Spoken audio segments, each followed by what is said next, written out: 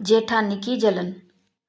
बहू, आज किसी भी सब्जी या दाल में नमक मत डालना। क्यों माँ जी? सभी के लिए हफ्ते में एक दिन भोजन में नमक छोड़ने का नियम बना रही हूँ। घर की नई नवेली छोटी बहू को अपने कमरे में बुलाकर सास ने समझाया और सास की बात सुनकर छोटी बहू ने सर हिलाकर सहमति जताई। ठीक है माँ जी। छोटी बहू सास के कमरे से बाहर जाने को मुड़ी ही थी कि सास ने फिर से छोटी बहू को टोका। सुन बहू। जी माँ जी, यह बात तुम किसी को मत बताना। भोजन के वक्त मैं खुद सभी को बता दूंगी। जी माँ जी। घर की छोटी बहू मुस्कुराते हुए अपनी सास के कमरे से बाहर चली गई। छोटी बहू के जाते ही उस घर की बड़ी बहू ने सास के कमरे में प्रवेश किया। माँ जी, लाइए आपके सर में तेल लगा दूं। यह कहते हुए उसने अपने साथ लाई ठंडे तेल की शीशी का ढक्कन खोल हथेली पर उड़ेल लिया और सास ने मुस्कुराकर उसका स्वागत किया।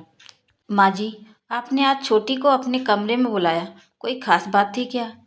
अपनी सास के माथे पर तेल की चंपी करते बड़ी बहू ने जानना चाहा। डांटने के लिए बुलाया था मैंने उसे।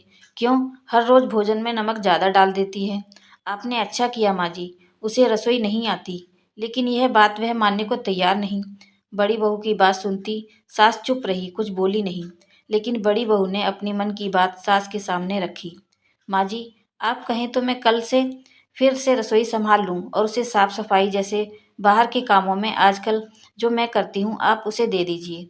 नहीं, अभी नहीं, आज भर देख लेती हूँ, सास ने मुस्कुराते हुए बड़ी बहू को आश्वासन दिया। और सास की बात सुन बड़ी बहू ठंडे तेल की शीशी ले वापस सास के कमरे से बाहर चली गई। इधर भोजन का वक्त होते ही छोटी बहू ने सभी के लिए भोजन की थाली सजा दी। भोजन का पहला निवाला मुंह में डालते ही सास मुस्कुराई। आज भोजन बहुत स्वादिष्ट बना है। वही रसोई के दरवाजे के पर्दे की ओट में खड़ी छोटी बहू को आश्चर्य हुआ, क्योंकि उसकी सास के साथ साथ घर के सभी सदस्य भी बड़े मन से बिना कोई नमक की शिकायत किए स्वाद लेकर भोजन कर रहे थे। भोजन समाप्त कर सास ने बड़ी बहू को अपने कमरे में आने का इशारा किया। सास का इशारा पा बड़ी बहू झटपट कमरे में पहुंची।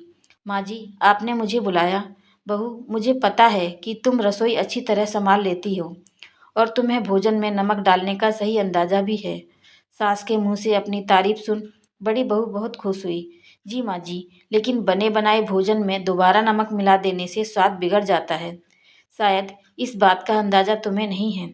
अपनी सास की बात सुन बड़ी बहू चौंक गई। कुछ बोल न सकी, लेकिन सास ने अपनी बात पूरी की। मैंने छोटी बहू को अपने कमरे में बुलाकर आज की रसोई में नमक न डालने के लिए मना किया था, लेकिन फिर भी भोजन में नमक की मात्रा बिल्कुल सही थी। यह सुनते ही बड़ी बहू के पैरों तले जमीन खिसक गई। वह सास के पैरों में गिर पड़ी। माँ जी, मुझे माफ़ कर दीजिए। सास ने उसे प्यार से अपनी बाहों में थाम कर उठा लिया। बहू, तुमने अपनी गलती मानी, यही बड़ी बात है। लेकिन फिर भी मैं आज से घर के कामों के बंटवारे में एक संशोधन कर रही हूँ। बड़ी बहू सर झुकाए खड़ी रही, लेकिन फिर सास ने अपना फैसला सुनाया।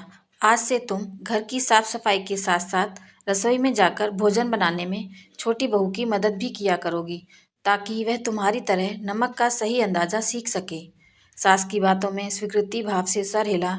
आत्मग्लानि से भरी अपनी सास के कमरे से बाहर निकली बड़ी बहू ने रसोई में जाकर अपनी देवरानी को गले लगाया। मुझे माफ़ कर दो छोटी। भीतर के कमरे में सास जेठानी के बीच हुई बातचीत से अनभिज्ञ छोटी बहू अपनी जेठानी का यह रूप देख हैरान, किंतु अपनी जेठानी का आत्मिक स्नेह पाकर भाव विभोर हुई। ये कहानी कैसी लगी मुझे कमेंट करके ज़रूर बताएं और मेरे चैनल को लाइक शेयर और सब्सक्राइब करना ना भूलें। Thank you.